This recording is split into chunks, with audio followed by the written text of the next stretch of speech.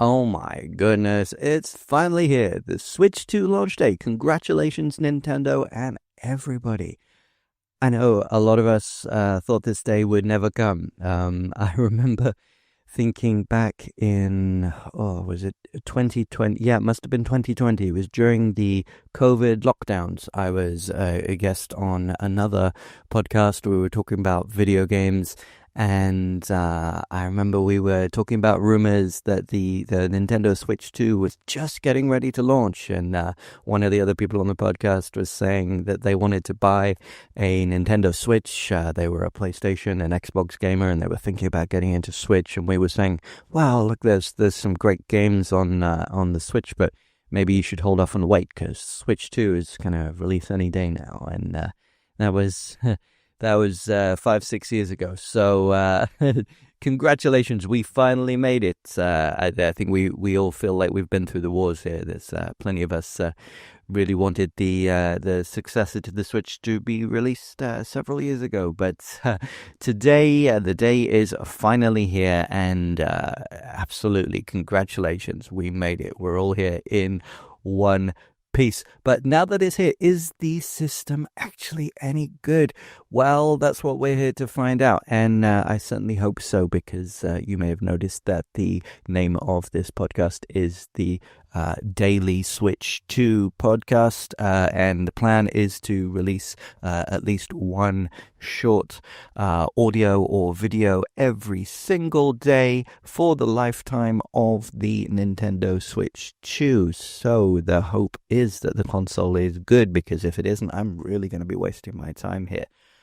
This review, obviously there's been an embargo. It's been very difficult to get hold of a Switch 2. Nintendo weren't giving early copies out to the press review units. I'm very lucky in that I knew somebody in the industry, shall we say, and I managed to get access to the Nintendo Switch 2 3 days before launch. But even with that said, as I'm sure many of you know, it wasn't possible to play games immediately because it needed a day one patch, potentially because they were trying to stop early reviews. But the embargo is lifted, and today, the first day of retail has disappeared. Switch 2 is in people's hands, so we can finally start talking. So, of course, this won't be a definitive review, and it will be impossible to give a definitive review right now because, of course, the system has only just launched, and the system could only continue to get better over time. But the question I posed was, is it good? And the answer is, hell yeah, it's good. It's great. I'm really, really loving this. However, I'm not a Nintendo glazer. This is not a official Nintendo podcast. It's not an affiliate podcast. This is not even monetized at this moment in time as we speak. I'm just doing this for fun. So I will have raw, unfiltered opinions, and it's not all positive. It's got to be said. But I really do think this is a great step forward, and I'm looking forward to the future, and I'm going to be enjoying this system very much. So I'm planning on putting together what is essentially a huge, extremely long, extremely comprehensive breakdown of the system as a first review. And in this very first episode and very first part of the breakdown, I think the most logical place to start is with first impressions, literal unboxing, packaging, the system, the dock, the joycons, the screen. What do I feel about it? What's the experience like when we first turn it on? I have here in front of me a whole load of notes from when myself and my friend first opened the console and what we both thought. And let me tell you, I do have thoughts. But before we get into it, I'm going to stop rambling, and I'm just going to read the introduction for what is the first time.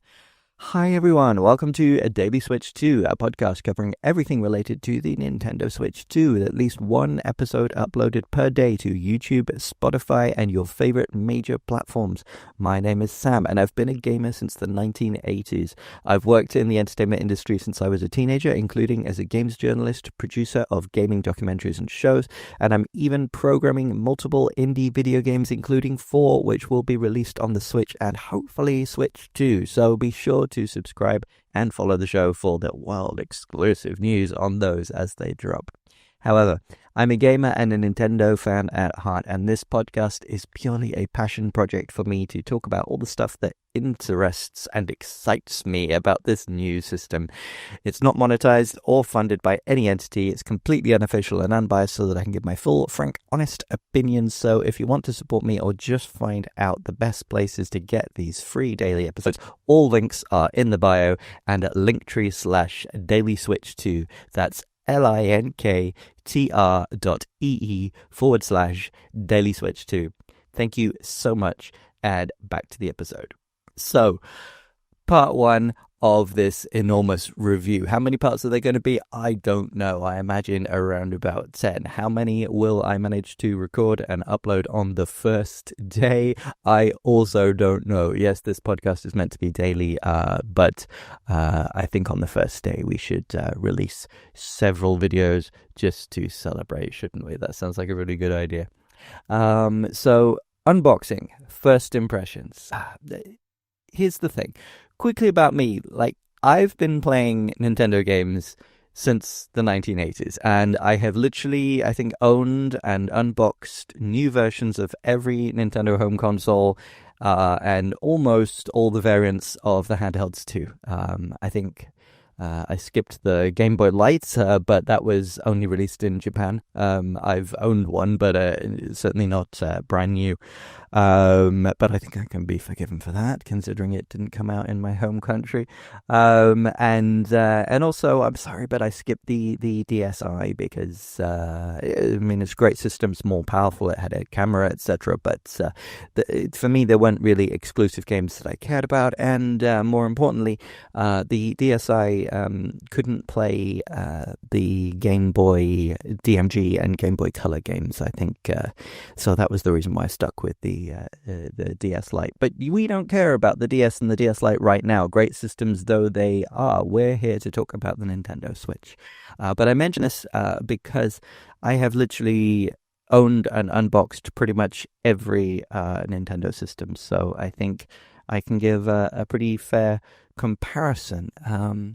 And the thing with Nintendo consoles is they always come in a really nice quality packaging. It's always really nicely designed, and it always feels high quality and aesthetically kind of pleasing to have on the shelf, but also to hold in your hand. I remember when I was young, I'm sure many people will have had this kind of experience where you'll be with your parents and either they'll have bought you the present, or you'll have saved up your pocket money and you're sat with the console on your lap, maybe as your parents are driving home, and you can't open it yet, you can't play with it yet, but you're just looking at the box and feeling it in your hands and looking over, turning it around so you can see every side of the box, and you can really take it all in. It's an exciting moment. I certainly remember the first time doing that. But for me,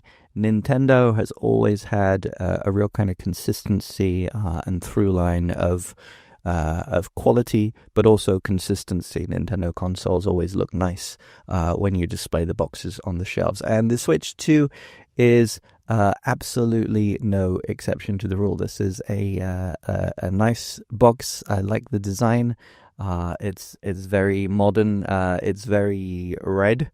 Obviously, the Nintendo Switch used the red color as its main color for its design. The same red of the Nintendo logo of yore, before they inexplicably went grey for some reason. But before that, it was always red, and of course Mario wears red too. And this Switch 2 box is no different to the Switch 1 box in the sense that it's extremely red, and of course I'm sure most of you have seen it by now, but just in case you haven't, it's got a nice photo of the Switch system on the front. Interestingly, they've gone with the Joy-Cons in the kind of Joy-Con grip puppy controller, and in front of the dock, maybe to emphasize the fact that this is a home console first, and it just happens to be portable as well. This is a kind of pretense that Nintendo had with the Switch 1, where they said, "Oh no, it's not a portable console. It's a real full fat home console, and it just happens to be portable as well." Rather than a portable home console a portable console that can plug into the TV, like something like a Sega Nomad, or even the original Wataru Supervision, which, as we all know, was the first Nintendo Switch, in the sense that it was a portable console that had a dock and could dock to the TV as well. In the days even before the Super Game Boy, I believe.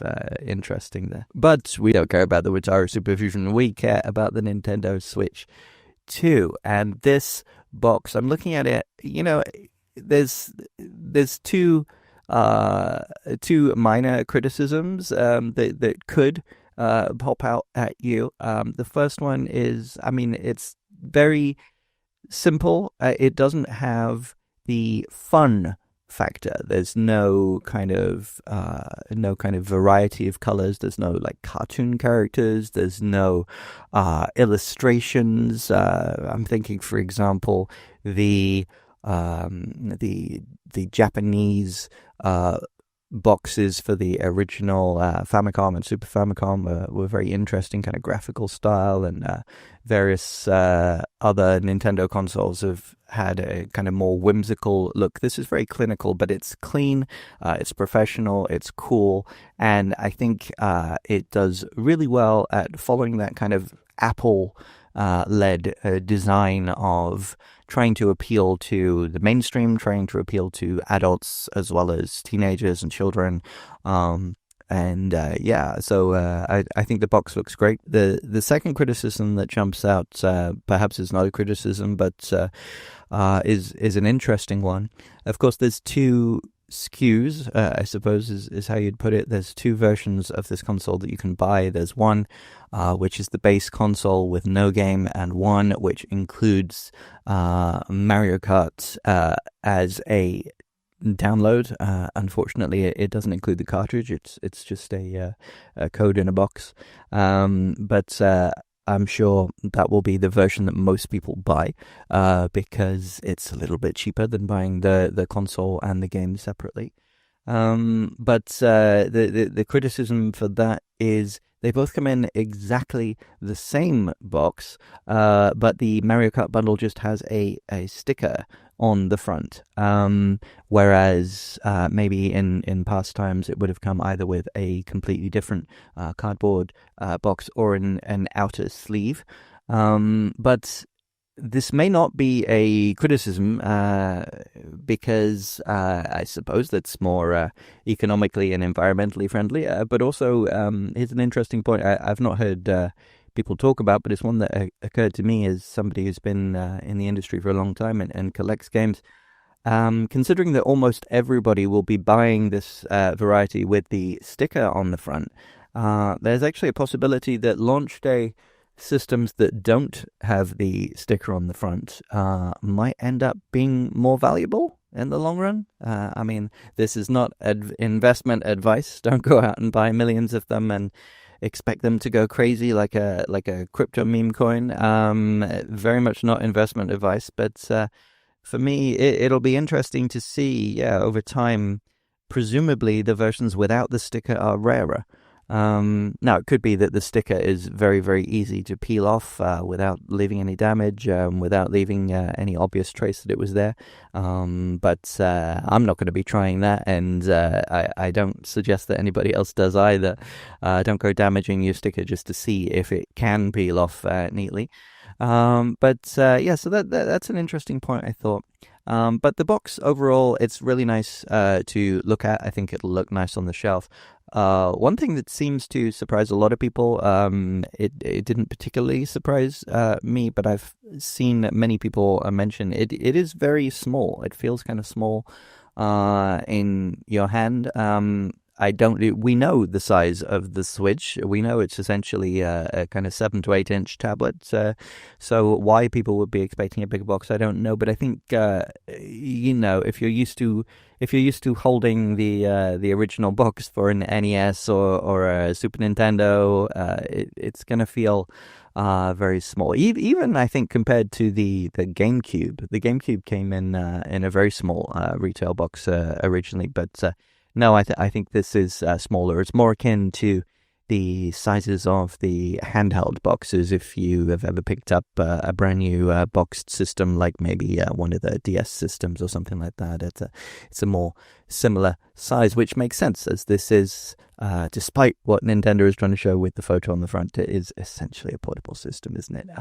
But of course, the dock with this version of the Switch 2, is a lot more substantial, and no, we will actually get better performance when it's plugged into the TV. So it's certainly closer to being a home console. But I think this is a impressive handheld console, which happens to also function as a home console. Whereas if you were to judge it as a home console first, you'd have to start comparing it to the PS5 and the Xbox Series X, and that's never going to fall in Nintendo's favor until you start looking at the software lineup, because of course Nintendo is always about the first party exclusives, and that's the reason why for me personally, no matter what is going on with the other consoles or with PC gaming, I'm a big PC gamer.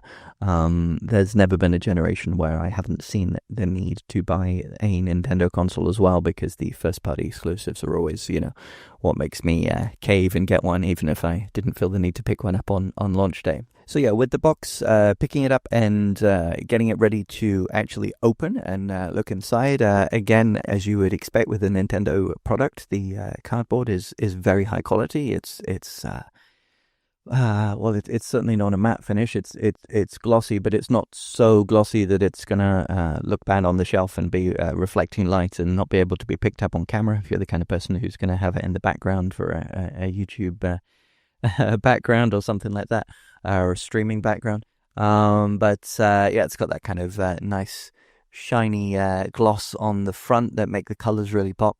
Opening up the box, one thing that I noticed is it's all cardboard. There's no polystyrene, there's no molded plastic, and I like that very much. Of course, it's better for the environment, but also it's easier to keep in good condition for collecting or reselling. I can't tell you how difficult it is as a console collector to keep polystyrene and like the thin plastic kind of shell type protection that various consoles over the years have had in good condition. Every time you remove the console, or every time you put something in, you get worried that the polystyrene is going to get damaged, or the plastic is going to get damaged as it becomes more brittle over time. So from a collector's standpoint, it's very good to know that it's all cardboard. We're not going to have this issue, and the cardboard is nice and thick and good quality. So it's going to be very easy to keep this in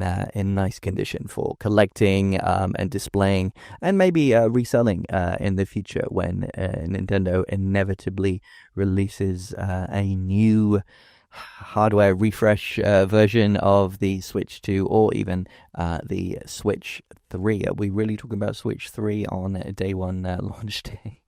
As I say, it's all cardboard. This is great. It's good for the environment. Now, inside the packaging, several of the items are in plastic bags, which perhaps is a shame, but I understand for protection and storage, this is actually a good thing. It's going to protect against damp, and it's going to make it easier to know, is your system actually brand new? Is it actually sealed? Is it actually never been touched before?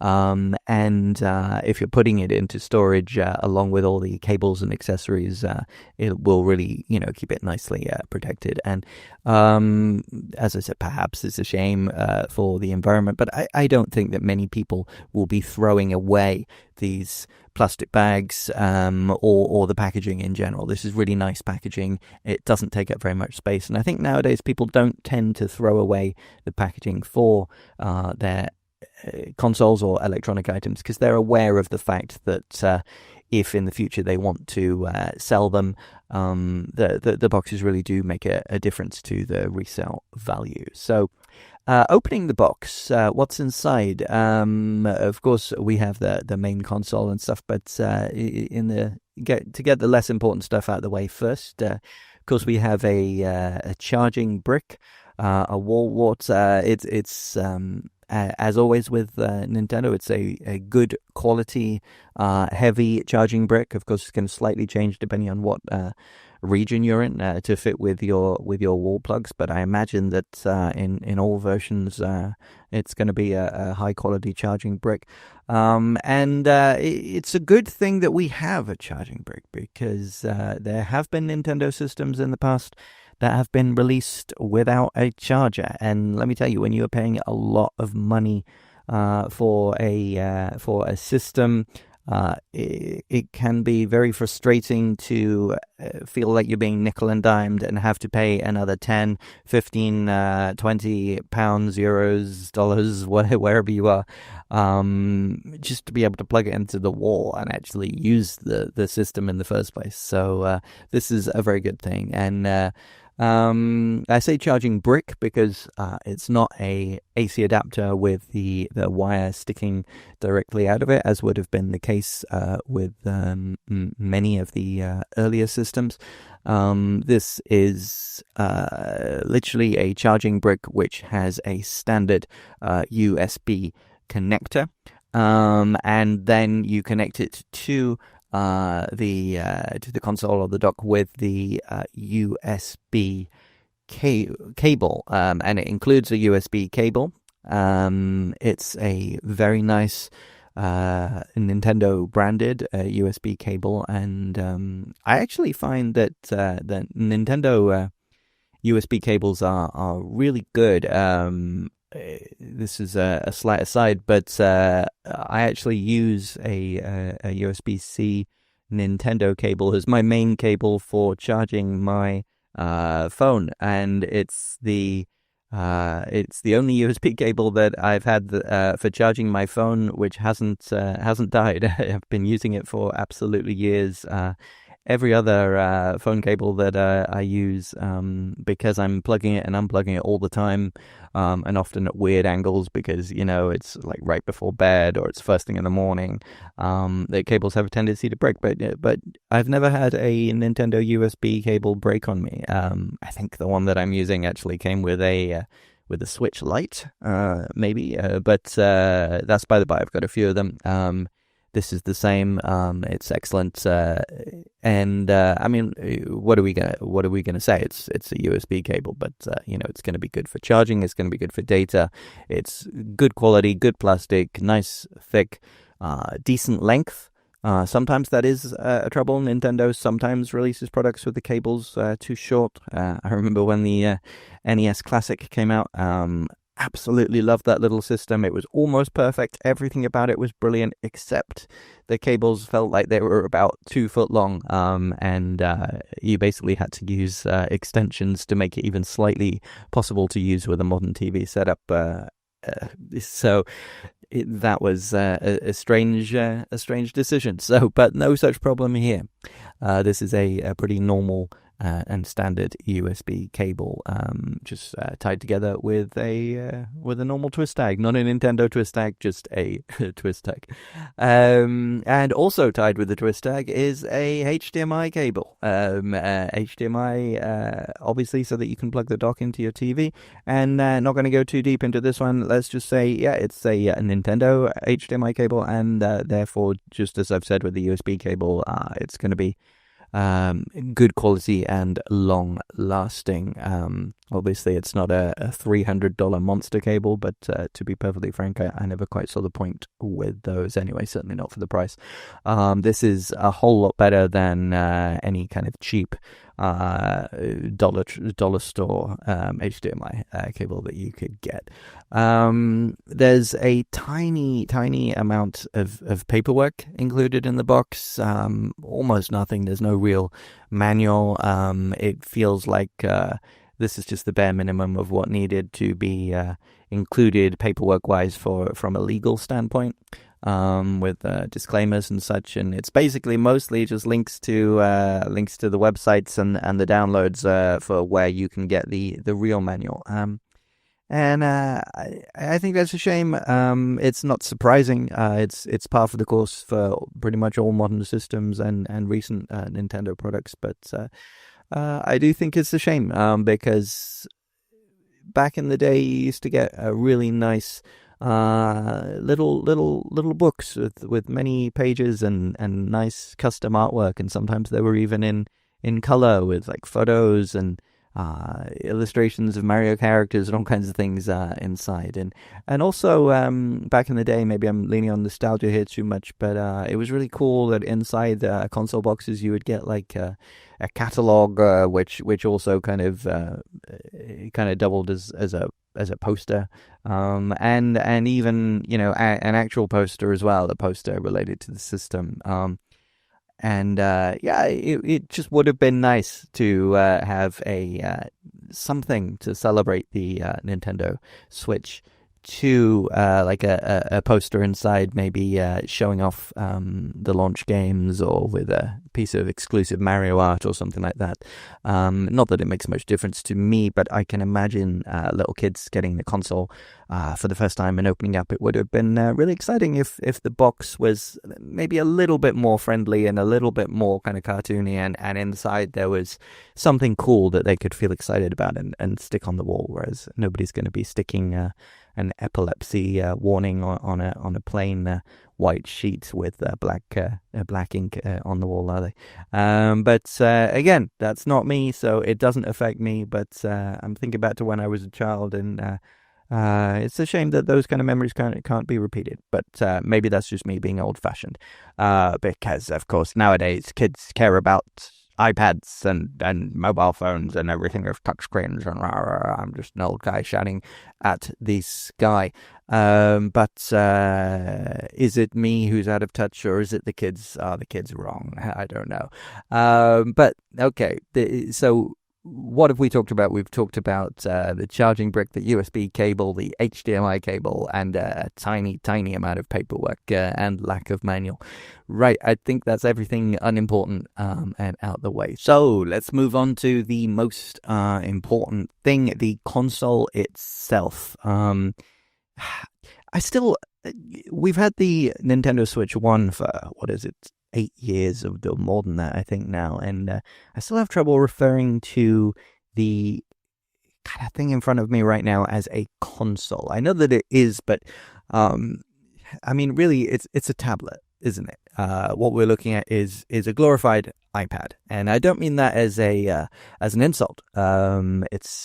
It's a sign of the times, and it's actually very innovative of Nintendo, the way that they did things with the original Switch. But it's not. It doesn't feel like the consoles of old. Like if you hold something like an NES, a SNES, a Super Nintendo, or a GameCube, an N64. They feel like a kind of custom designed piece of plastic that's been somebody has imagined it and drawn it and gone, okay, what are we going to do that looks cool and feels cool and shows the spirit of the system? But with the Switch and the Switch 2, you're essentially just looking at a tablet if you're looking without the joycons connected and without it being in the dock. So it gets a lot more interesting once you include the accessories. But just looking at the console itself and just holding it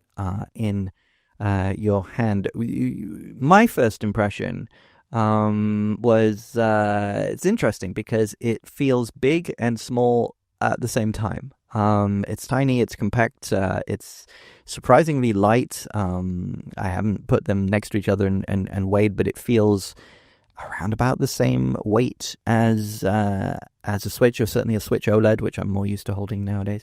But obviously it's bigger. But it's not that much bigger. The extra kind of inch or so, depending on which version of the Switch you're used to looking at, the extra inch or so on the screen, it's either going to be slightly more than an inch if you're used to looking at the standard model, or slightly less than an inch if you're used to looking at the OLED. An inch doesn't sound like very much, but it can make a large difference. It definitely family friendly podcast. It definitely does make a difference when you're holding it in your hands and looking at it. God, this is getting worse, isn't it? It's a tablet. It looks like a normal black sleek tablet. It's nicely designed, and it's slightly bigger than the last sleek tablet. But you know what? It's actually, I think, quite a lot nicer than the original Switch, and even the OLED to hold in your hands and look at it. I think the design, there's less rough edges. We don't have that kind of like little missing notch where it attaches to the joycons, and it just feels very, very sleek, very solid. It doesn't creak very much. There isn't very much travel. You can't really twist it or bend it. It feels very, very solid. Of course, it is plastic. It's not like high-end mobile phones, which are more likely to be kind of metal and glass backed.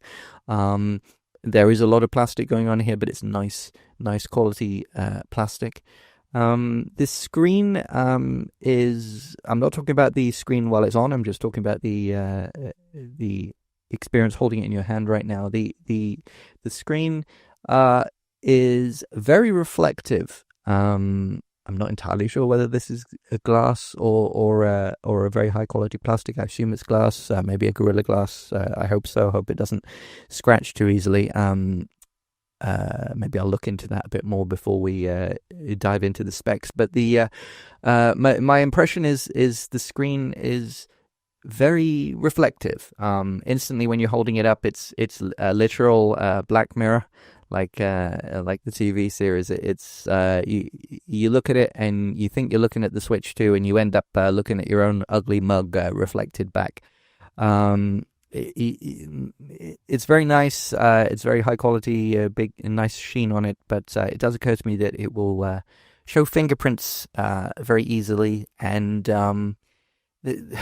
maybe this is just me. I am slightly neurodiverse, but one thing that's always bothered me with the original Switch, and it bothers me with mobile phones as well, is if games insist on using touchscreen controls. I'm not a big fan of touchscreen controls, but the main reason why I don't like them is not because they're not responsive or not because they're not fun to play with, but because it really bothers me looking at a screen with gameplay if there's fingerprints left on the screen, and also very shiny screens often seem to attract dust.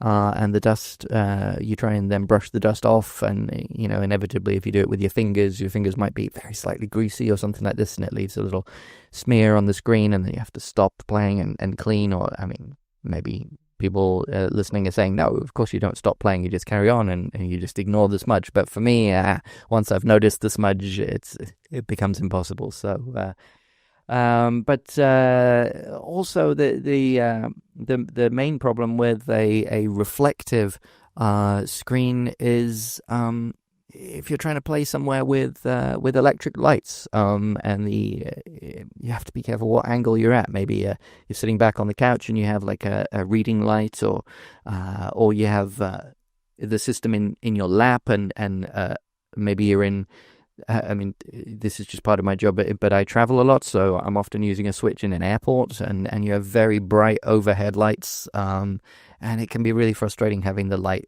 reflecting. So I was kind of hoping that they'd go with a non-reflective glass screen. A lot of high-end devices nowadays are going with a kind of very slight texture to the screen to make sure that they don't reflect light, and it's a shame that we don't have that. But maybe that will be something that Nintendo considers when we get the inevitable hardware refresh, maybe an OLED model. And yeah, we'll get onto that. The screen isn't OLED, but it is very high quality and is better than the OLED screen in several ways. But we'll talk about that later because right now we're just talking first impressions. The other thing with the screen is you can kind of see when you look at it, it feels like there's a screen protector fitted to the screen. And I know that when I first looked at it for the first time, I thought, is this something that was there to protect during transit, or is this often when you buy like a brand new TV or a brand new system, it will come with something that you peel off or whatever, but no, this is a proper screen protector akin to a high quality kind of tempered glass screen protector that you would buy for your mobile phone when you first get it, but this is not user removable. Nintendo has been very clear to say, yes, there is a protector on the screen.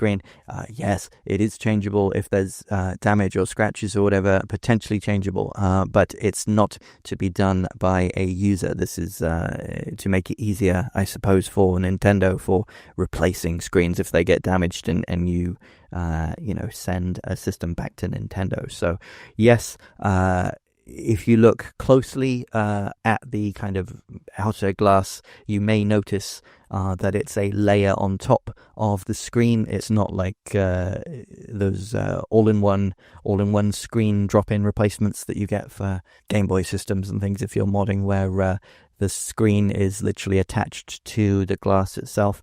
No, there is a protective layer of glass on the top, but it's not user modifiable. And of course, there is nothing to stop you putting another screen protector on the top. In fact, I've seen many YouTubers trying to hawk different companies, different sponsors that sell them, but I'm sure that within a month or two you'll be able to buy, or probably right now, I don't even know, but if you go on somewhere like Amazon or eBay or AliExpress, this is not sponsored, but I'm sure there are plenty of companies producing like tempered glass screen protectors that can go on top of the screen protector that is already there. How many times have I said screen protector in the last few minutes? Yeah, no, it's just holding the tablet and just looking at it, feeling it in your hands. It feels high quality, good plastic. It feels substantially bigger than the Switch and even the Switch OLED, even without feeling heavier. And it feels like the same approximate thickness as well. So the screen has got bigger, but it hasn't got heavier. It hasn't got thicker, and Nintendo should be congratulated for that. It's really nice, but it is essentially just a tablet. What are we going to say about the design? Obviously, with the Switch, it's the accessories that make it more interesting. But before we get on to the accessories, the other thing that I notice is the kickstand on the back. Now, I don't know how many people use the kickstand. It's certainly not something that I've ever used for tabletop mode. If you remember the first the first trailers for the Nintendo Switch when it first came out, it was a real thing that they were trying to show. Oh, this is a system with 3 ways to play. You can play it handheld, you can play it as your home console, or you can take it to a party on a cool rooftop attic soiree with your cool, good-looking model friends in their early 20s, and you can all have a beer and play Mario Kart, or you can take it to basketball practice and you can all play together, gathered around the table, and Do people actually do that? I don't know. I've seen a few people do it at like conventions and things, which is cool. But when you have a screen as small as the Switch, even with this Switch 2 with a slightly larger screen, I mean, I can't imagine that you want many people, gathering around this. But maybe for people playing, there was videos, the videos of people, using it in tabletop using it in tabletop mode on a plane. Personally, whenever I'm on a plane, I just want to play it handheld. But maybe that's just me. I don't know. Maybe you're listening to this and you're thinking, I use tabletop mode all the time. What's he talking about? It's my favorite thing.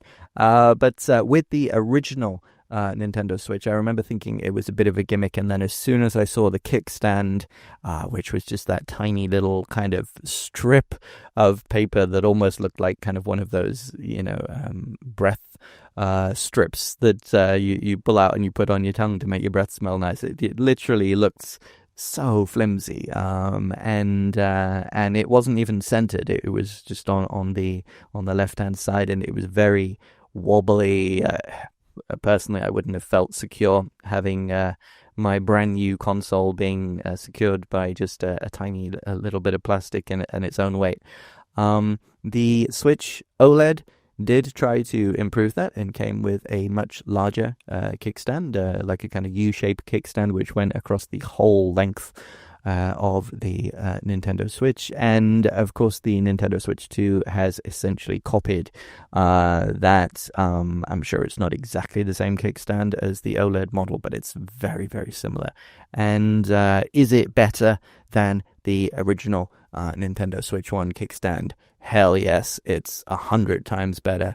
Is it perfect? No. I mean, it's still relatively flimsy plastic, and I'm looking at it going, yeah, okay, it looks like the Switch will stand up perfectly fine with it, but as soon as anything, falls or lands on that Switch and tries to flatten it, I can see this ripping off right away, or cracking or bending. It's not going to support anything. It's not like it still doesn't feel 100% solid to me, and it's not for me, it's not a deal breaker because I'm never going to use tabletop mode anyway. But for those people who do use it all the time, I imagine they're going to want to go with a third-party solution of an actual separate stand or some kind of protective case with a more solid stand. For me, this kickstand, it's very much, it's there because it needs to be, so they can say, and it's got a kickstand, but it's not a substantial improvement over the kickstand on the OLED model, although a lot better than on the original Switch if you're jumping straight from the original Switch to the Switch 2. Other than that, is there anything else that jumps out to me about this tablet? Not really. We have a microphone built in, so that's great. I mean, you'd expect it, frankly, nowadays, but yeah, that's great. And just aesthetically, it looks very similar to the original Switch, but just with some of the rough edges smoothed out, literally in the case of those notches that I mentioned. But so far we've only talked about the packaging, the background environment, and the tablet itself. Now, of course, the Switch becomes a lot more interesting once you connect the joycons, once you factor in the dock. That's the central gimmick of the switching from Switch to handheld and to TV mode. Without the Joy-Cons and without the dock, it is essentially just a tablet. Let's be realistic. But in this sense, it's a really nice tablet. It's really well made. But I think things become really interesting once we factor in the Joy-Cons and the dock, because those are areas where there are real substantive differences, and I think this is where the real improvements have been made from a design point of view, and from a aesthetic point of view, and from comfort when holding. So I'm going to wrap up this first episode, but literally immediately I'm going to record the second episode with the second part of the first impressions, where we're going to be talking about potentially more interesting things, such as the Switch 1 versus Switch 2, the OLED models, the Switch Lite, etc., versus the Switch 2. And specifically, we're going to be covering the Switch 2 joycons, the Switch 2 dock, and we're going to be turning on the system for the first time and talking about the impressions of the screen, of the user interface, etc. So if you are listening, you can jump straight into episode 2, where we have part 2 talking about that. But for right now, thank you very much for listening. I really appreciate you listening to me rambling. I know I've been talking for a long time, but I hope you found it interesting. It's certainly interesting for me to talk about this stuff and get all my thoughts out there. So I hope somebody else finds it interesting too. If you do, please drop a like, drop a comment, and subscribe. You can, as I mentioned before, you can go to Linktree /Daily Switch 2. That's linktr.ee/Daily Switch 2, and you can find all the ways to support the podcast and to find it on YouTube and Spotify and all your favorite platforms. Thank you for listening, and let's jump right into part 2. I hope to see you there.